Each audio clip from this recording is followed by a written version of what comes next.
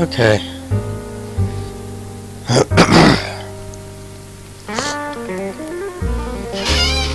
Hi guys, how's it going? So, visual novel 1000 Lies. It's kinda loud. Not gonna lie. You like that jazz though? It's pretty nice. Okay, let's go. New visual novel on Steam, it's free. It's got good reviews. So, why not? Much like the origin of our dreams, three youths forged their friendships out of unclear beginnings. The innocence of their childhood souls knew nothing of the... Oh god. I think I'm gonna sneeze. No, false alarm. Three youths forged their friendships out of unclear beginnings. The innocence of their childhood souls knew nothing of the ulterior motives that the jaded mind of an adult might have. How do I... Okay, I just click. It's a pity that no decision knows of virtue, a fabrication which lies beyond the chromatic spectrum of consequences that adults insist on simplifying, only as either black or white.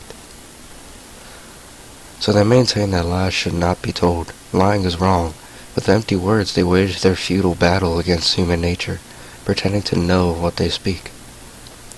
It's ironic how, rather than erasing lies by teaching us not to fabricate falsehoods, we learn to make them better.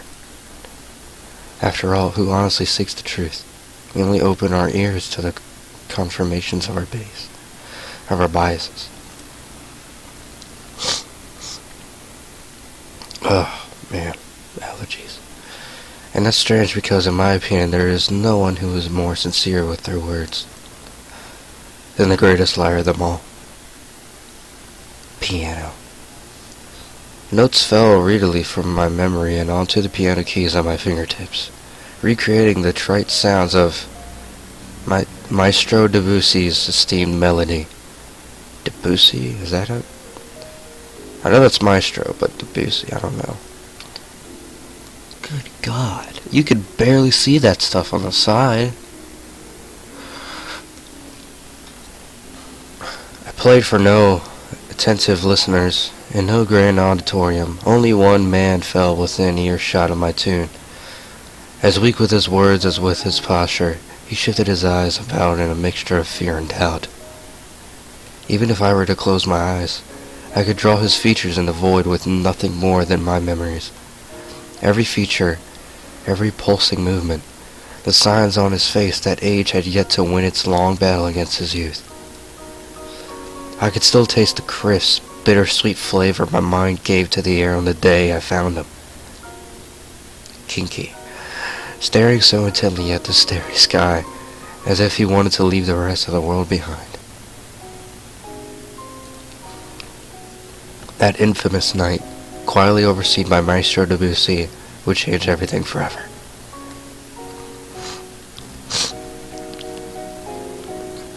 Come on, wanna go see how haunted that mansion really is? The boy could hardly contain his excitement as he spoke. His two friends, his only audience, frowned in response, reluctant to give him their answer. They couldn't be fooled by such superstitions as ghosts, nor were they motivated to spend their time disproving their existence. Yet somehow they couldn't find it in themselves to say no to their eager friend, perhaps due to his eloquence, or to be frank, his persistence. Their interest was heralded by abandoned spider webs, ramshackled walls, and frayed curtains. Unfortunately, there were no spectres to speak of. The boy had little need of his ghost now, though, for the trembling signs of fear that gripped his friends served more than adequately as his entertainment for the day.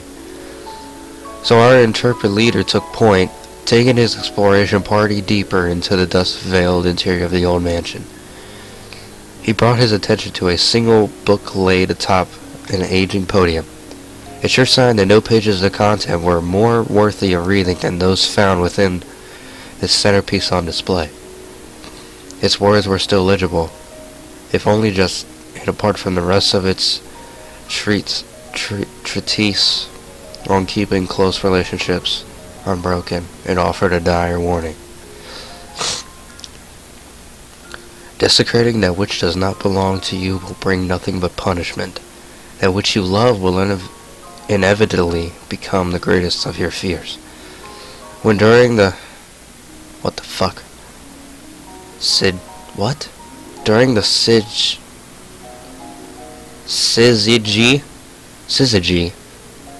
When during the syzygy, 3 omelets must become 2. Which one will you discard? If it had been a spell from a witch's book, the 3 youths lacked the knowledge to understand. Oh shit. The 3 youths lacked the knowledge to understand it. Usually I have like a drink to clear my throat, but I just went for it. And it's kind of hard. Nonetheless, they would soon regret having brought life to the words upon the page. From out of the darkness, shackles appeared and bound the 3 together with unbreakable chains that only they could see, doomed to keep each other's company eternally. Hey, do you think I could learn how to play this piano? Are you serious? Why should I bother to teach you? You've had more time to learn than I have. Pianist. He's a pianist. No, that's not what I meant. I was just curious. Well, it's a simple question with a long and complicated answer, so here it is. No. Savage of the year. That's it. Nope. Done. That's right. Save? Quit? Okay. Alright. What? Why not? Do you really need me to spell that out for you? You're the expert. It should be hard to tell me what's wrong. What's wrong? Oh, where do I begin? For example, the sausage links you call your fingers? Do you think there's any instrument that would accommodate you? Jesus Christ, dude. Sounds like you're just trying to make me go away. Never heard of anyone not being able to play a piano for such a stupid reason. I suppose it depends on your goals. You could bang away at the keys to your heart's content, for example. You're not very good at this pep talking, you know. Why are you such a dick? It was a strange spell which bound the 3 youths together. Should they try to spread out and seek their own paths, the chains on their legs would grow tighter, keeping them together. But if 2 of them agreed to stay close to each other, they could grant the 3rd prisoner an extended length of distance. So it's like wow. The links in the chains were uninterrupted by obstacles. They only enforced the proximity by which its prisoners must be held. So they could find a way to live with their curse with none but themselves being the wiser to it. And how could anyone believe that 3 friends had been physically bound by a chain which it loses sight of everyone but its prisoners, passes through all obstructions, and is untouchable to anyone else? Under the premises that they used to spend all their time together, none of them thought this incident would harm their lives too much. Using their imaginations, they could manage some way to go on with their lives. In time, a change came upon them, just as the origins of their friendship remained unclear, so too it would be difficult to pin down just what had kept them united. The light of their childhood innocence would die a slow death, or perhaps even the innocence was another lie, fabricated to disguise their selfishness. These were the thoughts which plagued the leader's mind as he began to silently observe the faces of the one he once called friends, who had now become unrecognizable to him, and unable to find the words to form his apology. He chose to simply run away.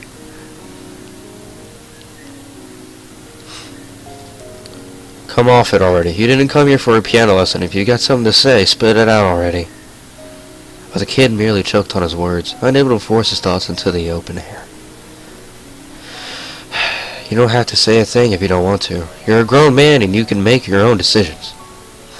You don't need me to tell you what to do. Just know that every choice comes with a price. I don't want you to come crying to me later as if I were responsible for your decisions. Through the corner of my eye, I could see that no amount of shaming language would drive him away. Yet he still miled about in his own indecisiveness. I sighed audibly, making my displeasures with our status quo abundantly clear. Q. I don't know. Fine. Do you want to know what made me want to learn how to play the piano? It had been an impromptu change of subject. Surprising even myself, I was never one for improvisation. Bringing it close to the piano's melody, I pushed myself away from the keys. I raised my hands up, as if to display them alongside my words. I just got a text message. Oh, good kick. Awesome. I'll tell you what spurred me on to play this instrument. It was after someone told me the most discouraging thing. That with fingers as thick as mine, I would never be able to play any instrument. It's kind of stupid. It's kind of fucking retarded. Anyways. So he ran, struggling against his own loss of breath until the cruel chains tailing behind rose up to remind of their limited length. But that would not stop him. Surrender was beyond his understanding now. No senseless witchcraft would be allowed to outperform his willpower. He didn't care about the blood or the pain. He would keep on running, empowered by his will, even if his leg were to break. Leg? Not legs? Just leg? Okay. The chain stretched with each step, with the metallic echo of the links breaking beyond him. Groaning under the pressure, each link in the chain warped and bent to the breaking point. I'm trying not to yawn in like mid-sentence, struggling to match the strength of his determination. So it was that the curse vanished into thin air, leaving no trace that it had ever bound anyone together. Only then did he return to his senses to find what he had bled and suffered to gain, solitude in the barren land bereft of his peers. Even his footsteps had vanished in the trail behind him. He was truly alone. Never again would he be able to find the important people he had lost.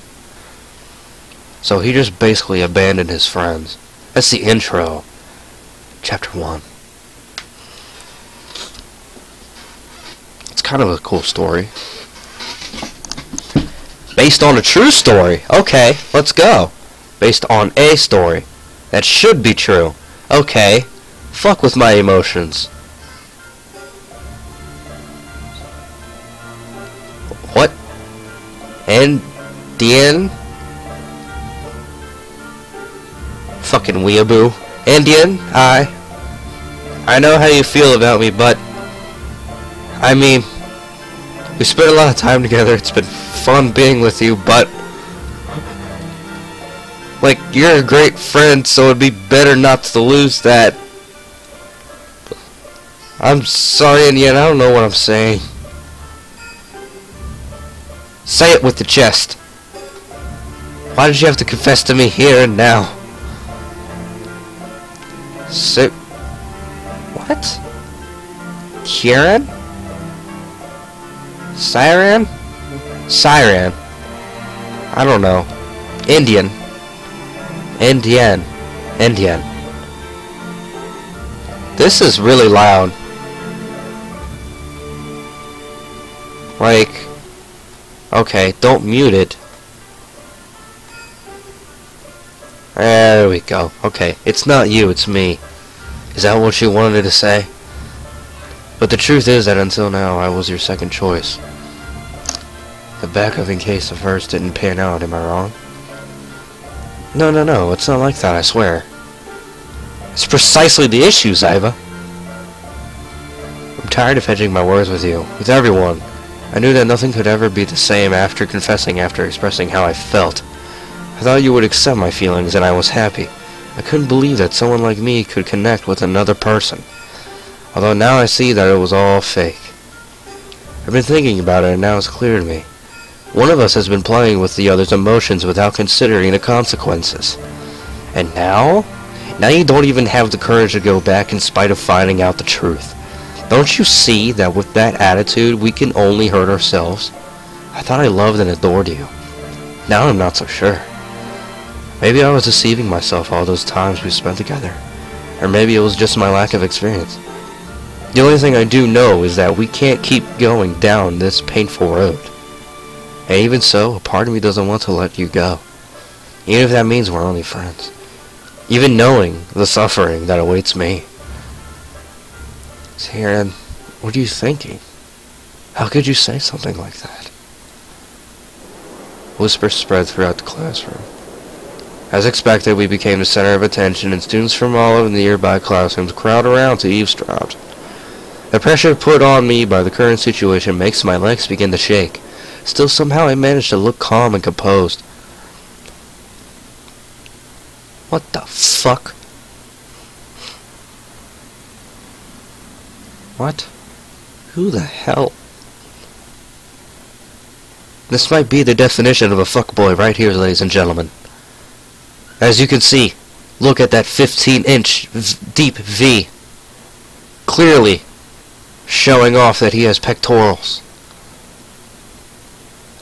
And he's probably trying to attract 16-year-olds when he's like 20-something. Okay, come on, Ziva. CR. Kiar. Let's take a minute to calm down, okay? Don't you think it'd be better to talk about this later? The next class is gonna start any moment, and I don't think... You're one to talk, Asus. Everything is your fault after all. Huh? What did I do now? So you already knew. Nobody told me if that's what you're worried about. I figured it out on my own. I just had to put 2 and 2 together. I don't think I understand what's going on. Would someone care to explain? Yeah, Ziva, do it. Explain to him. I wouldn't be able to forgive myself if I ruined the lives of my 2 best friends because I was selfish. I've already been rejected. Are you sure about that, Ian? I don't want to... Ziva puts her hand on my shoulder as if she tries to cheer me up. I nodded at her to indicate that she can continue. Then I chose to walk away, leaving them in silence. Pushing my way past a crowd of students and a teacher, I head into the hallway without ever looking back. I'm running away, I know. But there are times when being a coward is the only way to survive on the battlefield. What the fuck? From the hallway I could still hear what's happening on the other side of the door. I could hear the woman I love declaring her love for another man. The students inside the classroom suddenly erupt in various noisy reactions. The combined sound deafens everything else. Even then, there's still a sound I can't hear, can't ignore. My heart is broken, leaving me feeling empty inside. God. It's actually pretty fucking good so far. How foolish. I'm no more than a feeble cuckold, resigned to never leave his nest. My soul sinking further into the drain of desperation while the world keeps spinning.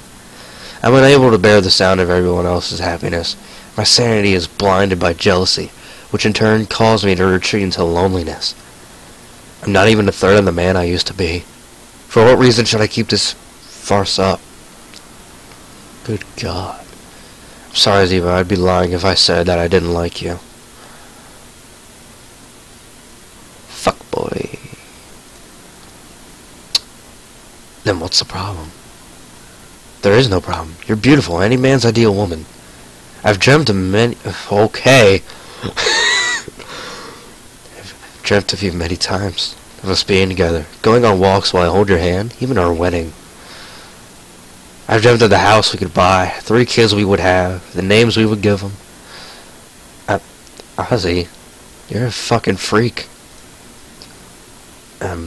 But it's impossible now. The truth is, I'm in love with someone else. So it is true. I had suspected it, but I couldn't believe it. She's here, right? That's right. I'm talking about the new substitute teacher. Oh my God! What? Dude, how old is... Wait, what? I thought he was the teacher. How old are these kids? Like fucking 16, 17? If it's a substitute teacher, she's at least like... You're jailbait. You're gonna end up being jailbait, dude. Everybody's alarm bells goes off. In unison, everyone's gaze shoot towards the entrance of the classroom. Standing there is the wide-eyed substitute teacher, ready for her very first class. Watch her be like smoking hot. The tension caused... She's gonna have like fucking triple D's, cup-sized tits. Maybe like black hair, some glasses. Yeah, I'm predicting it. I think I already know how this is gonna go. The tension causes her to drop her books. A soft stirring noise is all that her brain could process right now. I need to yawn, but I'm trying not to. Regardless, she didn't need to say anything. Not before she got cut off by a sudden hysterical applause. Great, how fantastic. I knew beforehand that something like this might happen. The silence is deafening. You can see the pity groaning of everyone's faces. It feels as if the Grim Reaper himself has sentenced them all to an ill fate.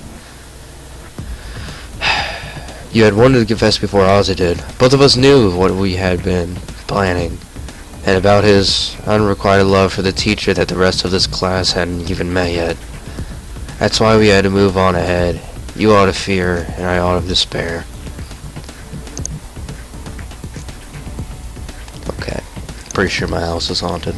Anyways, my words parted by the sound of my breathing and accompanied by the sound of my steps crashed down upon Ziva as I walk to my desk. Although the weight of her actions is crashing down upon her shoulders, Ziva manages to rise up again, purely out of self-pity. Despite knowing that, you still took the risk. I don't understand you, Indian. I don't think I ever will. In the end, it seems the two of us had the same goal. I guess we're more alike than I thought. No, we aren't alike. My hand closely reaches for something to grasp until I can clutch something. While my face twists into a distorted smile, I convince myself that this time, I'll really win and I won't let go. I can prove to you that my love is real. I can show you just how strong my resolve is, Zivia. The scissors. He grabbed the scissors. Don't do this, Scar. We could still talk it over. What? India, no. Did I just murder someone? Take... Whoa.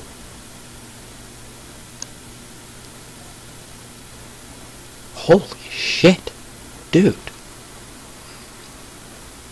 Taking my own life. I mercilessly pierced through my chest. I thought I was empty inside. But my hands are stained with blood. This just got really deep. Holy shit, this is good. I'm not gonna lie. This is... Wow. Just... I guess I can't change how I feel after all. Am I dead? Did I just like die on the spot? Goodbye. Ziva. I got another text message. Okay. It's over. Mission accomplished. And Yin is dead. Thank you. Thank you all. I hope you had as much fun as I did. Are you serious? Are you fucking serious? Spectators begin to clap. Due to Zivia's popularity, she receives the most attention. You can only hear them cheer her name. Seeing her play that kind of role is something new and bold, something the audience excitedly welcomes. A job well done. There's no better way to start the day, right, Compañero? This is... wait. This is like... this is a mixture. We're somewhere in probably like... I don't know. I'm guessing this is placed... probably New Mexico. Somewhere that speaks Spanish. What's like a good place that speaks Spanish? Besides Mexico, I'm pretty sure Mexico, like these guys do English, but they also do some Spanish. Anyways, Ozzy helps me get up, and I shake off the ketchup off my clothes.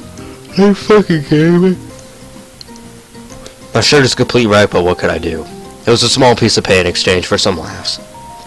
We aren't known as a class clowns for nothing. We eat pranks like this for breakfast. You weren't yourself. You were beating around the bush too much. Same. What the hell was that about? With the wedding and the kids? Believe me, bud, it's not every day that you get a confession from Ziva, even if it was just acting. It's wholly normal to start picturing things like a wedding and our 4 future children together. Wasn't it 3? A lot of things have happened since then, Compañero. Ignoring my friend's reproductive capacity in his dream world, I try to get the class attention. The show may be over, but the MC still has something left to say. Please listen. I have something to announce. Be quiet until I'm finished. Ladies and gentlemen, and Ozzy. Because you're a fuckboy. I get it. How am I not a gentleman? Thank you for coming to our little production. I do hope all of you enjoyed it. But we mustn't forget to whom we dedicated this practical joke. Someone who also had a small role to play. A round of applause for our already beloved substitute teacher. Please come up to the stage and introduce yourself. You don't even know your name yet. The target of all the shouts and whistles, our victim stands petrified against the wall, even paler than before. Alright. Triple D's, black hair, glasses. Let's see. First she appears frightened, then she frowns until finally she scowls and begins puffing air out of her nose, like an enraged bull. What other reaction could we expect from our little prank? Right. The three of us end up in the principal's office. Wait, I can't see the substitute teacher? How am I going to know my prediction was right? Now I'm outside? Now I'm outside. What is it? It's now recess at Duquesne Institute. So we're in a college. We're not in like high school. College.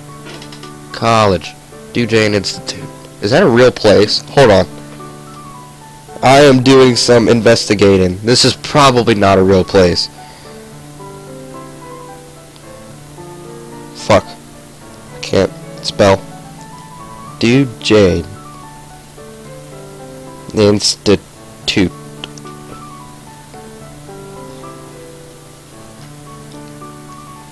Nope, completely made up. Unless it's... Nope, completely made up. Damn. Thought we were on to something. Alright. Ozzy and I go for a walk outside of the school grounds. Fuck! Wandering with no particular destination in mind, through the street that serves as the heart of our small town, it has become our routine. It's not even that big in the first place, but we live in a modest European town whose inhabitants thrive off a rich history and modern-day political lies. I lived here my entire life, and the only positive quality I can think of is the fresh, unpopulated air. In other words, it's really boring here. Although it's still better to die of boredom than try to deal with those little brats back at school. Damn. I never expected for it to end so badly. I didn't think it was a big deal. Even though we're pranking everyone more often than before, we haven't done anything too terrible. I guess it's just a risk we took with doing it to a new teacher. Some people take life too seriously. They do. The comedian standing next to me is Ozzy Eildwine. He's a perverted, narcissistic guy who can't decide whether he loves women or his own reflection more. Fuck boy. He calls himself a lady killer. Fuck boy. And I confirm that it's true. Fuck boy! In a literal sense, from shock and terror usually. Oh. Okay. Well, to be honest, I know he has a reputation as a womanizer around the school. But from what I've seen, I'm skeptical. He has stuck to me like a parasite ever since I transferred to the school a few years ago. Since then, just like with our little play, we've wasted our time pulling pranks and being dumbasses together. I'm just faking it, but he really has a natural talent for it. Because of our infamous endeavors. Endeavors? I don't know how to pronounce that word, actually. Endeavors? No one can take us seriously. That's why we're known as class clowns above all else. In all the years we've been studying here, we've never gotten into any major trouble. Just sometimes getting lectured or complained at. The fact that Ozzy, although it may seem impossible, has the highest grade in his class probably has something to do with it. And well, I'm just a pretty face, I guess. I'm a lucky guy who knows how to escape before the smoke sets off the alarm. But it seems we scare the new teacher a little too much, especially by pretending she might have a normal, immoral relationship with a student. Yeah, that's a little bit extreme. But what else should we have expected from an age that places precedence on political correctness? Real issues are shrugged off while everyone is off living in their own bubbles, dreading that someone may try to pop it. Basically right now they're discussing where they should chop our heads off and which weapon to use, axe or guillotine. I don't regret it though. Really wasn't that bad, they're just too sensitive. Hey, are you listening to me? Are you doodling again? Every time I get distracted you always have your nose in that notebook. It's impressive how long it can take for Ozzy to notice his surroundings. I need coffee or something. Since we left, I've been writing in the small pocket-sized notebook that I always kept with me. And no, I wasn't listening to him. I don't consider it healthy to pay attention to him anyways. I've asked you a couple times already. Are you going to show me what you're writing eventually or not? We've been friends for like 6 years. Still, you've never let me see it.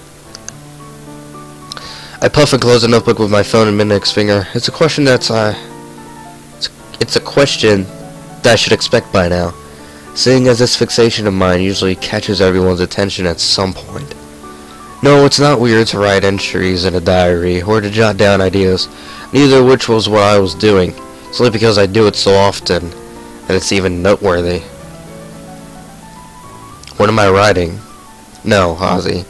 Your question is incorrect, seeing as I'm not the one who's writing anything. It's my hand. It moves by itself. Every time I have the premonition of a catastrophe, my fingers themselves scribe a future into this book. I've been keeping it a secret because its power, if I put it in the wrong hands, could be used for evil. Catastrophe? Wait a second. Are you shitting me? Catastrophe how? Am I in danger? My friend's verbosity suddenly accelerates within a second. Meanwhile, I open the notebook and read what I had just read, then turn my gaze away and bite my lip. Hey, I don't like the face. What did you just read? I hope it's something harmful. I hope it's not something harmful to me.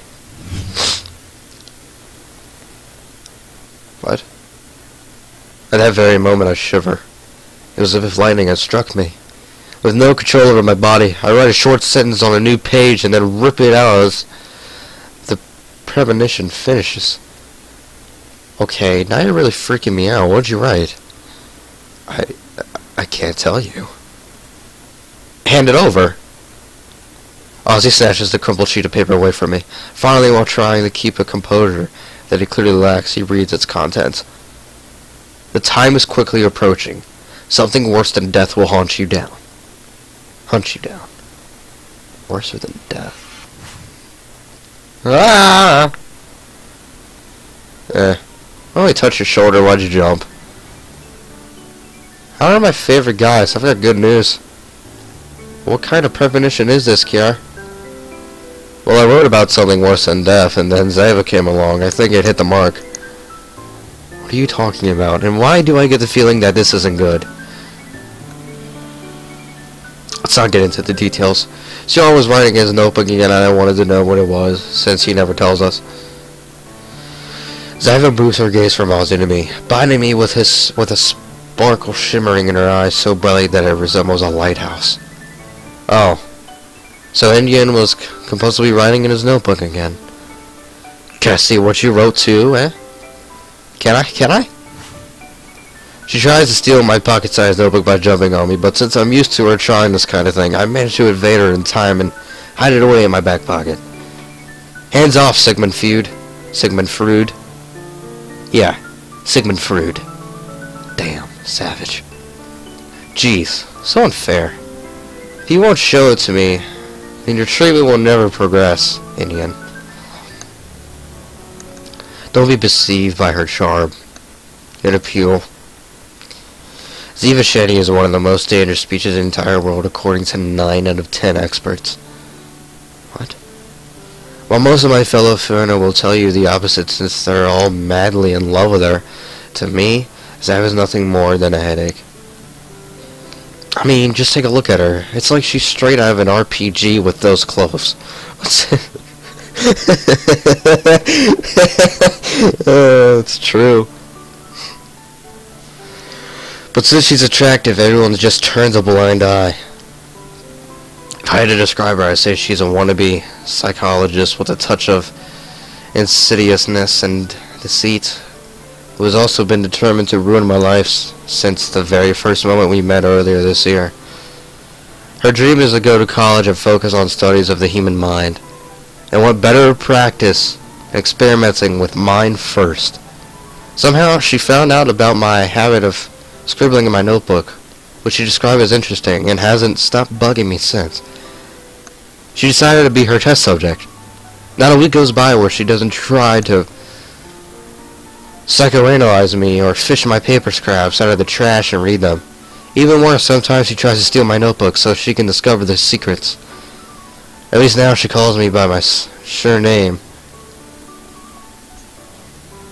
Before that, I was just patient to her. The only thing that needs to be treated is your head, Siva. Well, what were you going to say before you attacked me? Oh yeah, I almost forgot. I snuck into the teacher's lounge and gave them the biggest, saddest puppy dog eyes so I could pacify them and blah blah blah. They only gave me the usual speech and sent me away. Aren't I lucky? Well, that should have been expected. It wasn't that bad, I guess. I won't be scolded again this time either. Huh? I wasn't talking about you guys, just me. Then what part of that exactly do you call good news? I thought you'd be happy for me in the end. I didn't expect you to react so selfishly. Come on, they can't be that hard on us. If they let Ziva get away with it, then our fate will probably be the same. We've done worse things day after day and nothing has ever happened, right? Yeah, but this time it was all the master's plan of this lady right here, who also insisted on participating in one of our operations with us. And she doesn't even care what happens to her comrades now. Seriously? That explains how Ziva would participate with us in all this, but it was you who owned me and won. Indian, so stop complaining. Plus, I was just messing with you. I wouldn't really hang you out to dry. You didn't have to worry about anything. The substitute is angry, but the rest of the staff didn't really take it seriously. The only thing you've got to do now is apologize to her, and she'd some crocodile tear and shed. Damn it! There's no fucking whatever the damn mark's called there. And shed some crocodile tears to show how very sorry you are and you're finished. See how easy it is? I can't believe you don't trust me, Indian. There's such a little faith in me. Little to none. Anyways, that was the bare minimum you could have done since you were involved, so stop grumbling. I did help you though, so I want a favor in return. Could you come with me to... Request denied. No favors. Jeez. Come on, what's with the long faces? Remember how in less than a month finals begin? Less fighting and more having a good time so we can leave this place with a good impression, okay? By the way, Ziva, what kind of favor did he owe you, if you don't mind me asking? I think this is the first time I've heard of Kiara owing anyone a favor without a bet somehow being involved. Hell, not too long ago he wouldn't do anything unless there was a bet involved. Oh, it was nothing. I just asked my uncle if he knew about a certain package since he works at this post office. Speaking of which, he never did tell me what that was all about. He told me you'd explain it another time. I fold my arms and raise an eyebrow, resigning myself to an answer despite my clear lack of interest. It's kind of a bad anecdote, but I guess we have that time anyways. Both Ozzy and Ziva look at me expectantly. Their interests can't be more apparent. I initially resist, but end up yielding to the pressure. Alright, I'll tell you everything, but I'm warning you, it's just a depressing love story. Love story?! You don't have to tell the entire world, you know. I wasn't aware that my young and pure Karen had already become a man. Must have been due to my benevolent influence. Yes, it was your 15-inch deep V that I became. God damn it. What's the time looking like? Got like 5 more minutes. Tell me, what kind of person is willing to put up with your centricity, compañero mío? My friend. I'm pretty sure that means my friend.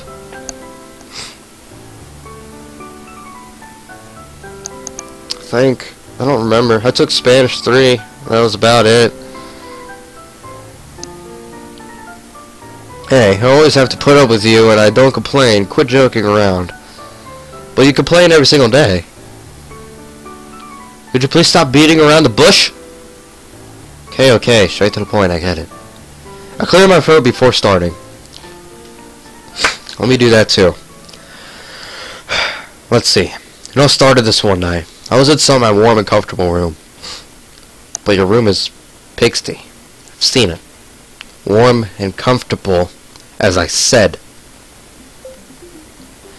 I was surfing the torture streams of the internet when my eyes fell upon a small ad hidden under millions of shitty posts on just shitty form. That's when I saw her. The most beautiful of all muses. The most lovely of all creatures in the calamitous world we're forced to live in. You fucking weeaboo! God damn it! What is this? What is that tail? Oh God. A super rare limited edition figurine carved by God himself. Yeah, 'cause God gave her that tail and those ears. Yeah. Don't tell me that you fell in love with a figurine. You're dead to me, Ziara. You hear me? Dead. It was limited edition, okay? Oh, that changes everything. What is wrong with you? Are you gonna let me finish or what? Not even memories are respected nowadays. You humans disgust me. For heaven's sake, can you please just finish? As I was saying. Tribulation soon came to pass. Okay. Its price, much like its charm, went beyond the realm of reason. However, I didn't let that stop me. For my love of those 4 inches of hard, solid, shapely plastic outweighed the death kneels of my wallet. What the fuck is going on?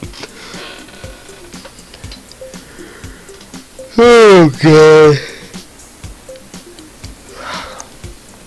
Although I had now condemned my soul to future insecurities, my heart was aflutter with grace and I hit purchase. Now I see where all of this is going. Huh? Seriously? Well, he never got his delivery.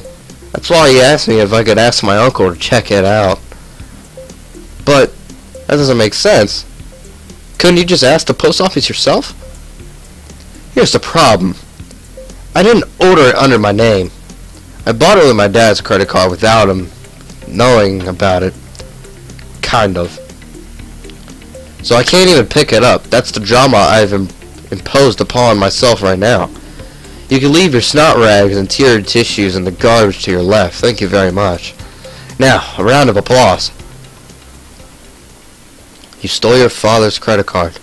What a model son you are. Yeah, I'm not proud of it, you know. I regret it afterwards. I plan on paying him back.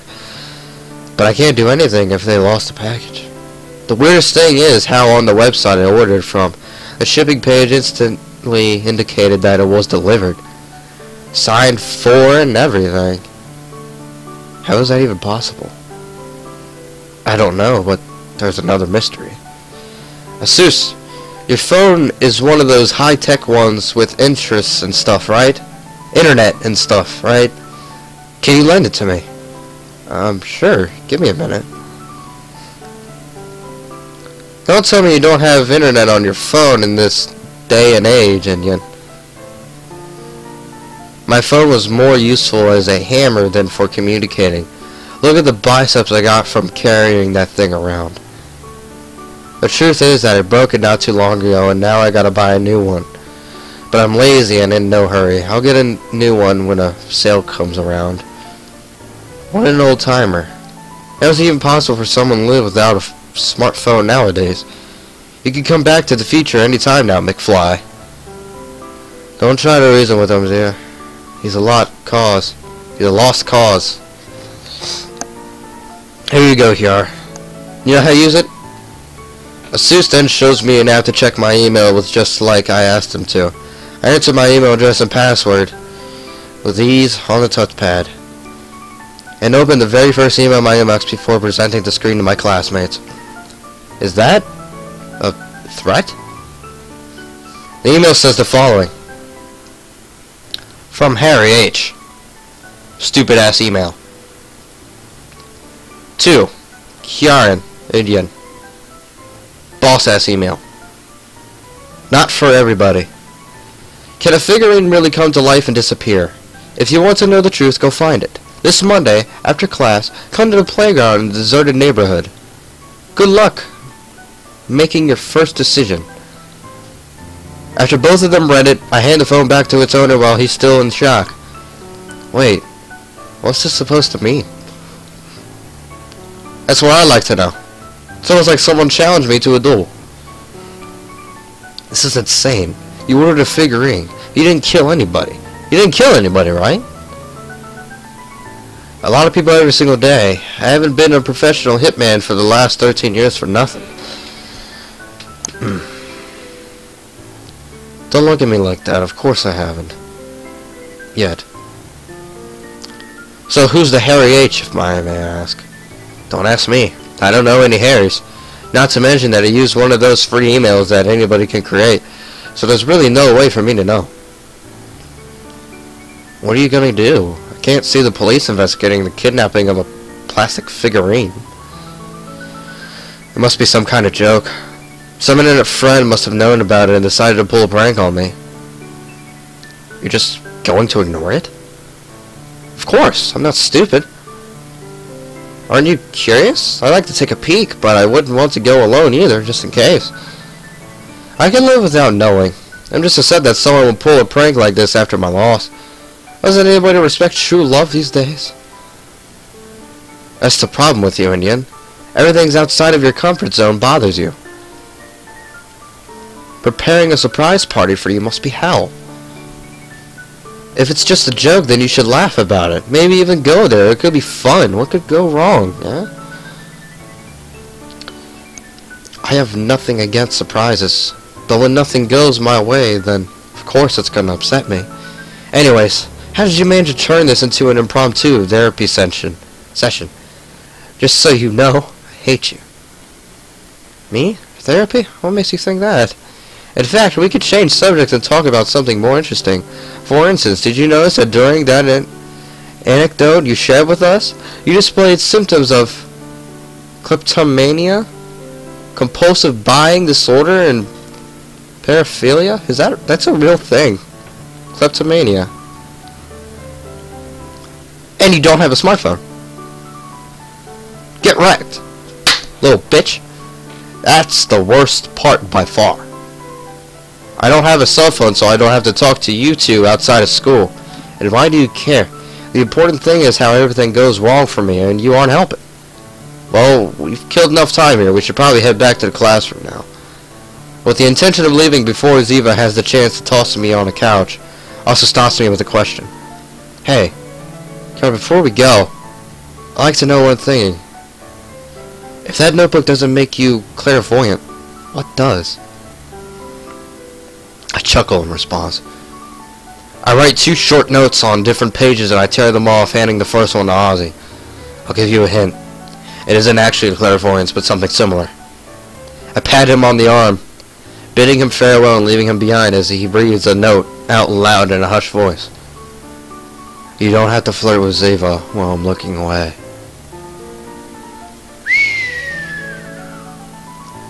Look at that smile. Bitch, you know what I mean. You know exactly what I'm talking about. What do you mean? This is more like advice than a premonition.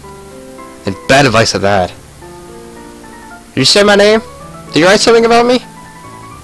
Let me see it. Maybe I can come up with some symptoms anyone shows, using my deductive abilities. Speaking of symptoms, how are yours, Ziva? What do you mean? That love sickness you suffered during our little play. It's possible that you suffered some after effects, you know. And I just so happen to know of a good remedy. Now, Oz... Okay. Okay, Ozzy. Okay. I see you. That was pretty smooth. Oh, now, Ozzy is delirious. That's cute. We'll treat that some other time, okay? Ziva walks away, leaving the lone reject behind as he puts his hands in his pockets and sighs. It's then that he finds that second scrap of paper that I wrote, which I had slipped into his right pocket without him noticing. Because she'll turn you down anyways. Jesus Christ, I'm a fucking savage!